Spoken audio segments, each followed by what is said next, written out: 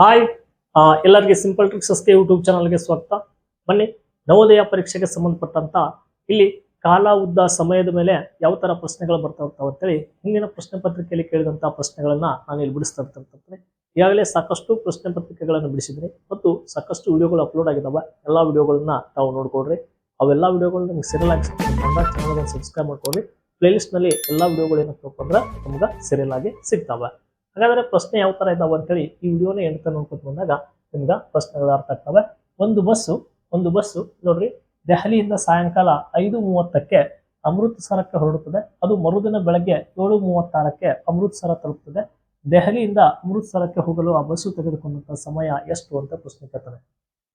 ಇಲ್ಲಿ ಸಮಯದ ಮೇಲೆ ಈ ತರ ಪ್ರಶ್ನೆಗಳು ಬಂದಾಗ ಅದು ಬಸ್ ಫಸ್ಟ್ ಬಿಟ್ಟಿದ್ದಷ್ಟಕ್ಕೆ ನೋಡ್ರಿ 5:30ಕ್ಕೆ ಬಿಟ್ಟದ, ಹೋಗಿ ತಲುಪಿದ್ದು ಮರುದಿನ 7:36ಕ್ಕೆ. ನೀವೇನ್ ಮಾಡ್ಬೇಕಪ್ಪ ಅಂದ್ರ ಎರಡೂ ಸಮಯಗಳನ್ನ ನಿಮಿಷಗಳನ್ನ ಸೇವ್ ಮಾಡ್ಕೋಬೇಕು. ಇಲ್ಲಿ 5:30ಕ್ಕೆ ಬಿಟ್ಟದಪ್ಪ ಅಂದ್ರ ಇದು 7:30ಕ್ಕೆ ಹೋಗಿ ತಲುಪದಂತ ತಿಳ್ಕೊಡ್ರಿ. 5:30ಕ್ಕೆ ಬಿಟ್ಟದಪ್ಪ ಅಂದ್ರ ಅದು ಹೋಗಿ ತಲುಪಿದ ಎಷ್ಟಕ್ಕಪ್ಪ ಅಂದ್ರ 7:30ಕ್ಕೆ ತಲುಪದಂತ ತಿಳ್ಕೊಡ್ರಿ. ಅದು 36ಕ್ಕೆ ತಲುಪದ ಅಂದ್ರೆ 6 ನಿಮಿಷನ ಜಾಸ್ತಿ ತಗೊಂತದ. ಬಂದಂತ ಆನ್ಸರ್ 6 ನಿಮಿಷ ಕೂಡ್ಸಾಕತ್ತ ಅಂದ್ರ ನಿಮಿಷವನ್ನು ಸೀದಾ ಮಾಡಿ ಕರೆಕ್ಟ್ ಎರಡೂ ಸೇಮ್ ಬರ್ಕೊಂಡಪ್ಪ ಅಂದ್ರ ನೀವು ಕೌಂಟ್ ಮಾಡ್ಬೋದು ಈಸಿಯಾಗಿ. ಈಗ 5:30ರಿಂದ ಅವ್ರು ಸಾಯಂಕಾಲ 5:30, ಇದು ಸಾಯಂಕಾಲ 5:30, ಇದು ಬೆಳಗ್ಗೆ ಮರುದಿನ ಬೆಳಗ್ಗೆಪ್ಪ ಅಂದ್ರೆ ನೋಡ್ರಿ ಸಾಯಂಕಾಲ 5:30ರಿಂದ ಹೊಳ್ಳಿ ನಸಕ್ನಾಗ 5:30ಕ್ಕೆ ಎಷ್ಟಾಗ್ತದ, ಯಾವುದೇ ಒಂದು ಸಮಯದಿಂದ ಅದೇ ಸಮಯ ಹೊಳ್ಳಿ ನೋಡ್ಬೇಕಪ್ಪ ಅಂದ್ರೆ 12 ತಾಸಂತೂ ಆಗ್ತದೆ. 5:30 ಇದ್ದಿದ್ದು ಸಾಯಂಕಾಲ 5:30, ನಸಕ್ನಾಗ 5:30ಪ್ಪ ಅಂದ್ರೆ 12 ತಾಸು ಆಗ್ತದೆ. ಅಲ್ಲಿ 12 ತಾಸ, ನೆಕ್ಸ್ಟ್ 6:31, 7:31, ಟೋಟಲ್ 12 1 2 14 ತಾಸು ಆಯ್ತು. ಹೌದಾ, 14 ತಾಸು ಆಯ್ತು. 14 ತಾಸ ಮ್ಯಾಗ ಇನ್ನ ಇದು 7:30ಕ್ಕೆ ಹೋಗಿ ತಲುಪೋದಿಗೆ. ಹಾಗಾದ್ರೆ ಇಲ್ಲಿ 7:36ಕ್ಕೆ ಅದು ತಲುಪೋದಲ್ಲ, 6 ನಿಮಿಷ ಏನು ಜಾಸ್ತಿ ತಗೋದಲ್ಲ. 14 ತಾಸ ಮ್ಯಾಗಿದ್ದು ನಾ 6 ನಿಮಿಷ ನಾ ಬಿಟ್ಟಿನಿ, ಹೀಗಾಗಿ 6 ನಿಮಿಷ ತಗೊಂಡ್ಬಂದು ಕೂಡಿಸ್ರಿ. 14 ತಾಸ 6 ನಿಮಿಷ, ಇದಕ್ಕೆ ಸರಿ ಉತ್ತರ ಆಗ್ಬಿಡ್ತದೆ. ಈ ತರ ನೀನು ಬಾಯಿ ಲೆಕ್ಕಗಳನ್ನು ಮಾಡ್ಬೇಕು. ಇದಕ್ಕೆ ಆಪ್ಷನ್ಸ್ ಬಿ 14 ಗಂಟೆ 6 ನಿಮಿಷ ಇದಕ್ಕೆ ಸರಿ ಉತ್ತರ ಆಗ್ತದೆ. ಅರ್ಥ ಆಯ್ತು ಅಂತ ಅನ್ಕೊಂಡಿದ್ದೀನಿ ನಾನು. ಸರಿ, 14 ಎಲ್ಲಿ ತೊಗೊಂಬಂದ್ರಿ ಇದನ್ನ ಅಂತ ಹೇಳಿ ಸಾಕಷ್ಟು ಕನ್ಫ್ಯೂಸ್ ಆಗ್ತಿರ್ತಾರೆ. ಇಲ್ಲಿಕಪ್ಪ ಅಂದ್ರೆ ನೀವು 5:30 ಹಿಡಿದು 6:30, 7:30, 8:30, 10:30 ಈ ತರ ಎನಿಸ್ಬೇಕಾಗ್ತದೆ. ಹೊಳ್ಳಿ ಮರುದಿನ ಬೆಳಗ್ಗೆ 7:30 ತನ ಎನಿಸ್ರಿ, ಅದು 12 ತಾಸು ಆಗ್ತದೆ. ಎಲ್ಲಿ ತನ 7:30 ತನ ಎನಿಸಿದಾಗ 14 ತಾಸು ಆಗ್ತದೆ. 5:30 ತನ ಎನಿಸ್ರಿ 12 ತಾಸು ಆಗ್ತದೆ. ಅದಕ್ಕೆ ಒಂದು ಸಮಯದಿಂದ ಹೊಳ್ಳಿ ಇನ್ನೊಂದು ಸಮಯ ಬೇಕಾಗಿತ್ತಪ್ಪ ಅಂದ್ರೆ ನನಗೆ ಈ ಸದ್ದ ಮಧ್ಯಾಹ್ನ 1 ಗಂಟೆ ಆಗಿದೆ ಅಂತ ತಿಳ್ಕೊರಿ. ಹೊಳ್ಳಿ ನಾನು ರಾತ್ರಿ 1 ಗಂಟೆ ಆಗ್ಬೇಕಾಗಿತ್ತಪ್ಪ ಅಂದ್ರೆ 12 ತಾಸು ತಗೋಬೇಕು. ಅದೇ ಸಮಯ ಹೊಳ್ಳಿ ನಮ್ಗೆ ಬೇಕಪ್ಪ ಅಂದ್ರೆ 12 ತಾಸು ಏನಾಗ್ತದಪ್ಪ ಅಂದ್ರೆ ನಮ್ಗೆ ತೆಗೆದುಕೊಳ್ತದೆ. ಈ ತರ ಅಂದಾಜ್ ಮೇಲೆ ಇದನ್ನ ಆನ್ಸರ್ಸ್ಗಳನ್ನ ಬಿಡಿಸ್ಕೋಬೇಕಾಗ್ತದ. ಇನ್ನು ನೆಕ್ಸ್ಟ್ ಪ್ರಶ್ನೆ ಏನಿದೆ ಅಂತೇಳಿ ನೋಡ್ಕೊತ ಬಂದಾಗ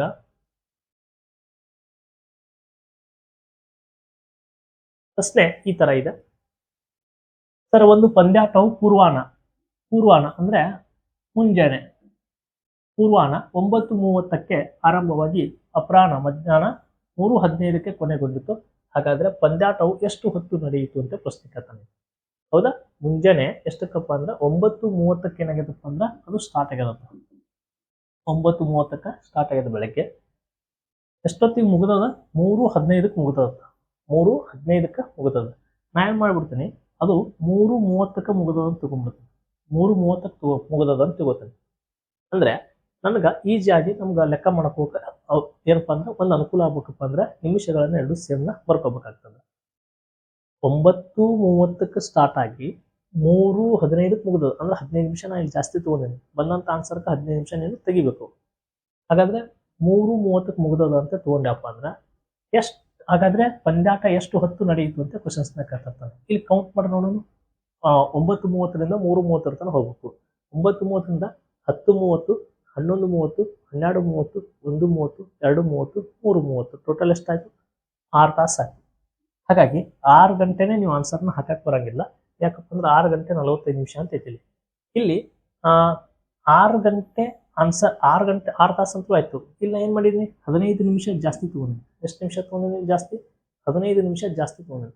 6 ಗಂಟೆ ಆಗಿತ್ತಪ್ಪ ಅಂತಿಗೋ, ಅದಕ್ಕೆ 15 ನಿಮಿಷ ತೆಗೆದಾಗ 5 ಗಂಟೆ 45 ನಿಮಿಷ ಆಗ್ತದೆ. ಇನ್ನು 15 ನಿಮಿಷ ಸೇರಿಸಿದ್ರೆ 6 ಗಂಟೆ ಆಗ್ತದೆ. ಟೈಮ್ ತಿಳಿದಿತ್ತಪ್ಪ ಅಂದ್ರೆ ಲೆಕ್ಕ ಇದನ್ನ ಭಾಳ ಈಸಿಯಾಗಿ ಮಾಡ್ಕೋಬಹುದು. 6 ಗಂಟೆಗೆ ಇನ್ನು 15 ನಿಮಿಷ ನಾನು ಜಾಸ್ತಿ ತಗೊಂಡಿನಿ.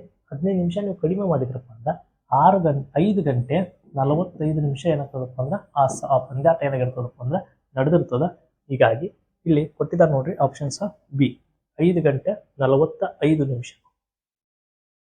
ಹೌದಾ? ಇದಕ್ಕೆ ಸರಿ ಉತ್ತರ ಆಪ್ಷನ್ಸ್ 2 ಏನಾಗ್ತದಪ್ಪ ಅಂದ್ರೆ ನೀವು ರೈಟ್ ಆನ್ಸರ್ನ ಹಾಕಿ ಬರ್ಬೇಕಾಗ್ತದ.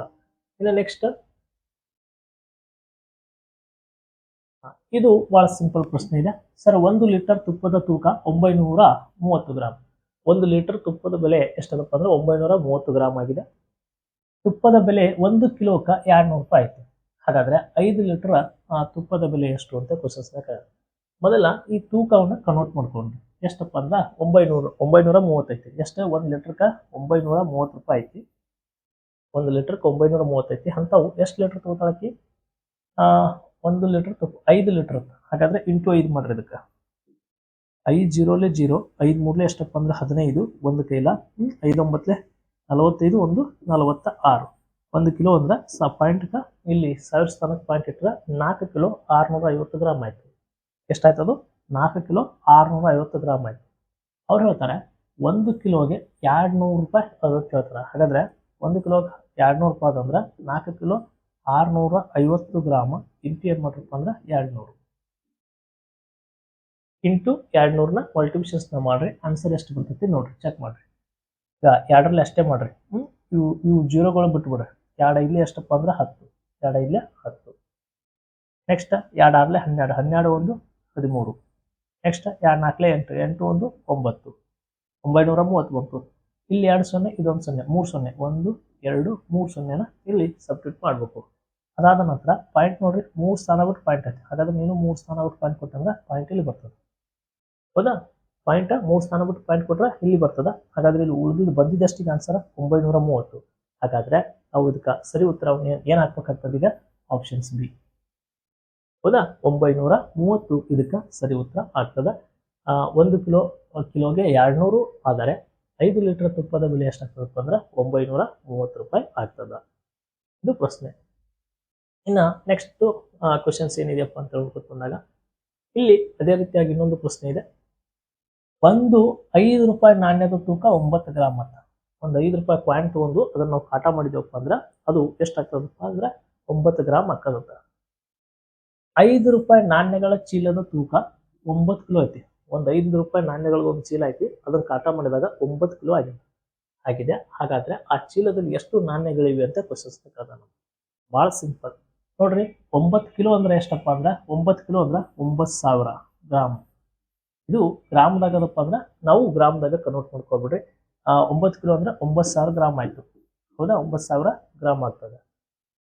ಇನ್ನ ನೆಕ್ಸ್ಟ್ ನಮ್ಗ 1 ರೂಪಾಯಿ 5 ರೂಪಾಯಿ ಕಾಯಿನ್ದ ತೂಕ ಎಷ್ಟದ? 9 ಗ್ರಾಮ್ ಅದ. ಹಾಗಾದ್ರೆ 9ರಿಂದಲೇ ಅದನ್ನು ಭಾಗಿಸಿಬಿಡ್ರಿ. ಆನ್ಸರ್ ಬಂದ್ಬಿಡ್ತದೆ. 9 1 9 9 1 9. ಇನ್ನು 3 0 ಅದಾವೆ. 3 0 1000 ನಾಣ್ಯಗಳು ಇರಕ್ಕೆ ಸಾಧ್ಯ ಇದೆ. ಹಾಗಾದ್ರೆ ಆಪ್ಷನ್ಸ್ ಸಿ ಇದಕ್ಕೆ ರೈಟ್ ಆನ್ಸರ್. 1000 ನಾಣ್ಯಗಳಿದ್ವಪ್ಪ ಅಂದ್ರೆ ಒಂದೊಂದು ನಾಣ್ಯದ ತೂಕ 9 ಗ್ರಾಮ್ ಅಂದ 1009 9000 ಹಂಗಂದ್ರೆ 9 ಕಿಲೋ ಆಗ್ತೈತೆ. ಹೀಗಾಗಿ 1000 ನಾಣ್ಯಗಳು ಏನಾಗ್ತವಪ್ಪ ಅಂದ್ರೆ ಆ ಚೀಲದಲ್ಲಿ ಇದಾವೆ. ನೆಕ್ಸ್ಟ್ ಪ್ರಶ್ನೆ ಯಾವ ತರ ಇದೆ ಅಂತ ಹೇಳಿ ನೋಡ್ರಿ. ಅಮಿತಾಳು ತನ್ನ ತೋಟದ ಚಿತ್ರವನ್ನ ಬೆಳಗ್ಗೆ 11:55 ಗಂಟೆಗೆ ಬರೆಯಲು ತೊಡಗಿದಳು. ಅವಳು ಅದನ್ನ ಮಧ್ಯಾಹ್ನ 12:05 ಗಂಟೆಗೆ ಮುಗಿಸಿದಳು. ಅದನ್ನ ಮುಗಿಸಲು ಅವಳು ತೆಗೆದುಕೊಂಡ ಸಮಯ ಎಷ್ಟು ಅಂತ ಪ್ರಶ್ನೆ ಕೇಳ್ತಾರೆ. ನೋಡ್ರಿ, ಆಕಿ ಬೆಳಗ್ಗೆ 11:55 ಚಿತ್ರ ತೆಗಿಯಾಕ ಆರಂಭ ಮಾಡ್ತಾವತ್ತ. ಅಂದ್ರ ಬೆಳಗ್ಗೆ ಚಿತ್ರ ತೆಗಿಯಾಕ ಕೂತ್ಲಕ್ಕಿ 11:55 ಚಿತ್ರವನ್ನ ತೆಗಿಯಾಕ ಸ್ಟಾರ್ಟ್ ಮಾಡಿದಾಳೆ. ಆ ಚಿತ್ರ ಪೂರ್ಣಗೊಂಡಿದ್ದಷ್ಟಕ್ಕಪ್ಪ ಅಂದ್ರೆ 12:05 ಚಿತ್ರ ಪೂರ್ಣಗೊಂಡಿತು. ಹಾಗಾದ್ರೆ ಎಷ್ಟು ನಿಮಿಷ ಸಮಯವನ್ನು ತೆಗೆದುಕೊಂಡಳು ಅಂತ ಪ್ರಶ್ನೆ ಇದೆ. ಬಹಳ ಸಿಂಪಲ್ ರೀ ಇದು. 11:55 ಅಂದ್ರೆ ಇನ್ನು 5 ನಿಮಿಷ ಸೇರಿಸಿದ್ರೆ 12 ಗಂಟೆ ಆಗ್ತದೆ. ಹೌದಾ? 11:55 ಆಗದ. ಟೈಮ್ ಹೇಳ್ತಿರ್ತೀವಿ 11:55 ಆಗೈತೆ ಅನ್ಕೋ. ಇನ್ನು 5 ನಿಮಿಷ ಸೇರಿಸಿದ್ರೆ 12ಕ್ಕೆ ಎಷ್ಟದ? 5 ನಿಮಿಷ ಅಂತ ಹೇಳ್ತೀವಿ. ಇನ್ನು 5 ನಿಮಿಷ ಸೇರಿಸಿದ್ರೆ 12 ಆಗಲ್ಲ. 5 ನಿಮಿಷ ಇಲ್ಲಿ ಬಂತು, ಮ್ಯಾಗಿಂದ 5 ನಿಮಿಷ, ಟೋಟಲ್ ಅಲ್ಲಿ 5 ನಿಮಿಷ, ಇಲ್ಲಿ 5 ನಿಮಿಷ, ಟೋಟಲ್ 10 ನಿಮಿಷ ತಗೊಂಡ್ಲಕ್ಕೆ ಅಷ್ಟೇ. ಈಗ ಅಲ್ಲಿ 50 ಮಿನಿಟ್ಗಳು, 1 ಗಂಟೆ 50 ನಿಮಿಷಗಳು, 1 ಗಂಟೆ ಇದೇನು ಸಂಬಂಧ ಇಲ್ಲ. 10 ಮಿನಿಟ್ 10 ನಿಮಿಷನಾಗಕ್ಕೆ ಏನ್ ಮಾಡ್ತಾಳಪ್ಪ ಅಂದ್ರೆ ಆ ತೋಟದ ಚಿತ್ರವನ್ನ ಮುಗಿಸಲು ತೆಗೆದುಕೊಳ್ಳುವಂತ ಸಮಯ ಆಗಿರ್ತದೆ 10 ಮಿನಿಟ್ಗಳು. ಆಪ್ಷನ್ ಸಿ ಇದಕ್ಕೆ ನಾವು ಸರಿ ಉತ್ತರವನ್ನ ಹಾಕಬೇಕಾಗ್ತದೆ. ಸಮಯದ ಮೇಲೆ ಏನಾದ್ರೂ ಕ್ವಶನ್ಸ್ ಬಂದಪ್ಪ ಅಂದ್ರೆ ನೀವು ಆನ್ಸರ್ 100% ಹಾಕಿ ಬರಲೇಬೇಕು. ಯಾಕಂದ್ರೆ ಸಮಯನ ತಿಳಿಲಿಕ್ಕಪ್ಪ ಅಂದ್ರೆ ಏನು ಮಾಡಕ್ ಬರಲ್ಲ. ಅಷ್ಟೊಂದು ಸಿಂಪಲ್ ಪ್ರಶ್ನೆಗಳು ಇವೆಲ್ಲ. ನೆಕ್ಸ್ಟ್ ಪ್ರಶ್ನೆ ಏನಿದೆಪ್ಪ ಅಂದ್ರೆ ಒಂದು ಹಾರದ ತೂಕ 25 ಗ್ರಾಮ 35 ಮಿಲಿಗ್ರಾಮ್ ಇದೆ. ಒಂದು ವೇಳೆ ಇಲ್ಲಿ ಏನ್ ಕೊಟ್ಟಿರ್ತಾರೆ ನೋಡ್ರಿ, ಮೊದಲ ಒಟ್ಟು ತೂಕ ಅಂದಾಗ ಕೂಡಿಸ್ಬೇಕು ಅನ್ನೋದು ಅಷ್ಟೇ ನಿಮ್ ತಲೆಗೆ ಬಂದ್ಬಿಡ್ಬೇಕು. ಇಲ್ಲಿ ನೋಡ್ರಿ ಒಂದು ಎಷ್ಟಪ್ಪ ಅಂದ್ರೆ 25 ಗ್ರಾಮ ಬೇರೆ, ಮಿಲಿಗ್ರಾಮ ಬೇರೆ, 35 ಮಿಲಿಗ್ರಾಮ.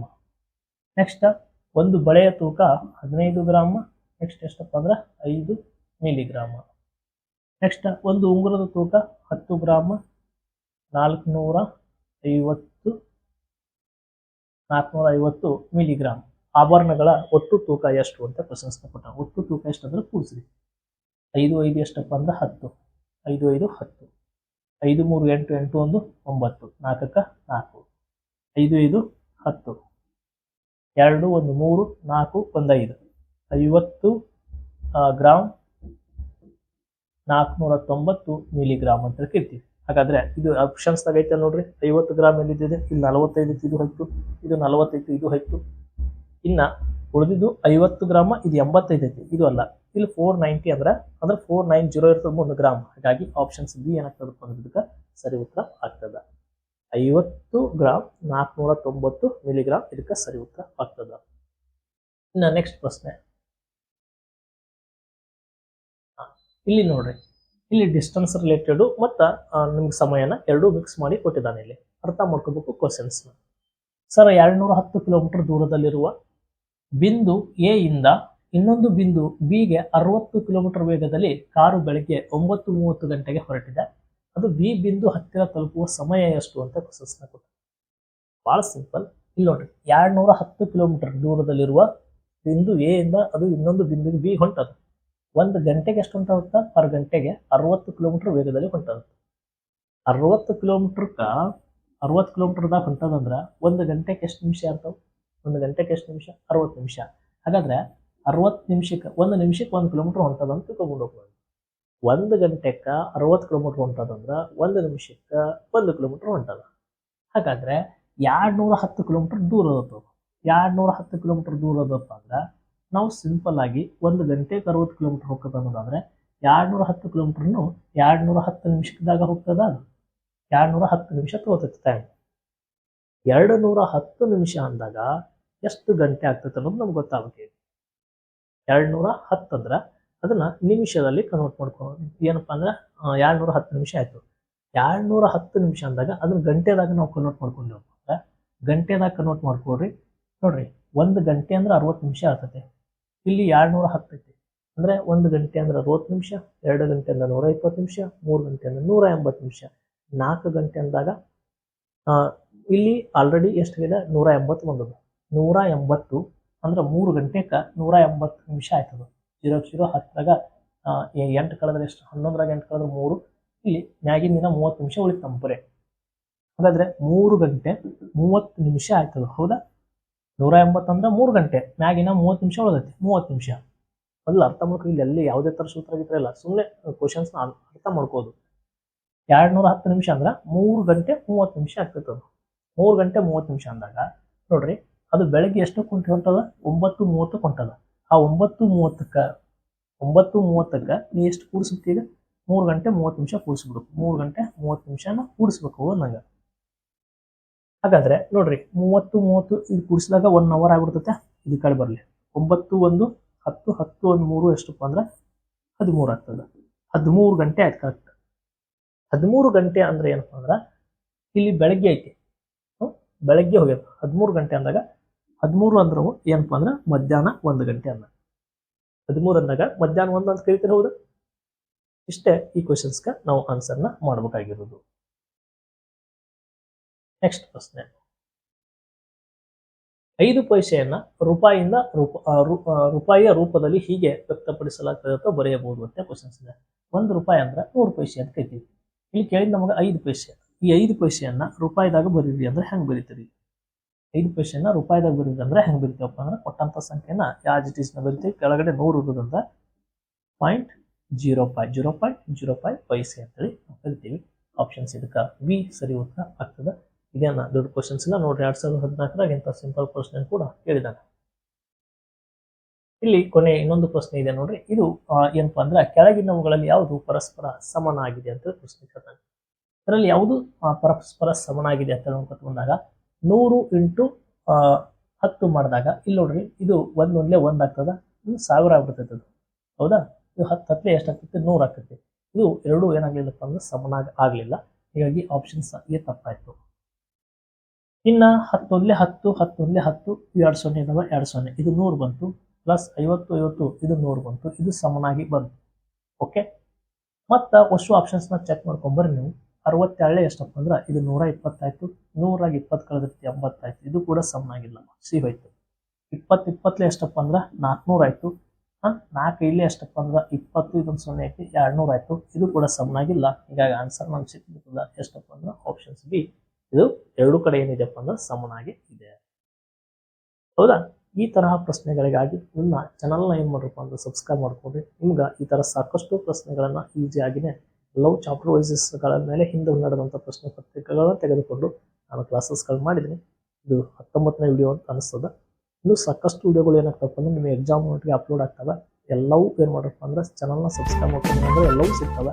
ಕೊನೆ ಹಂತದಲ್ಲಿ ಎಲ್ಲವೂ ವಿಡಿಯೋಗಳನ್ನ ಸ್ಪೀಡಾಗಿ ನೋಡ್ಕೊಡ್ರಿ. ನೀವು ಹೆಂಗೆ ನೋಡ್ಕೋಬೇಕಪ್ಪ ಅಂದ್ರೆ ನಿಮ್ಮ ಕೊನೆ ಹಂತದಲ್ಲಿ ಎಲ್ಲ ವಿಡಿಯೋಗಳನ್ನ ನೋಡ್ಕೊಡ್ರಿ. ಒಂದೊಂದು ವಿಡಿಯೋಕ್ಕೆ ಒಂದೊಂದು ಕ್ವಶನ್ಸ್ ಒಂದೊಂದು ಥರ ಹೇಳ್ತಿರ್ತಾರೆ. ಅವು ನಿಮ್ಗೆ ಗೊತ್ತಿದ್ದವಪ್ಪ ಅಂದ್ರೆ ವಿಡಿಯೋನ ಓಡಿಸ್ಕೊತ ನೋಡ್ರಿ. ಇಲ್ಲಪ್ಪ ಅಂದ್ರೆ ಎಲ್ಲವೂ ನೀಟಾಗಿ ನೋಡ್ಕೊಡ್ರಿ ಒಂದ್ಸತ. ಓಕೆ, ಧನ್ಯವಾದ.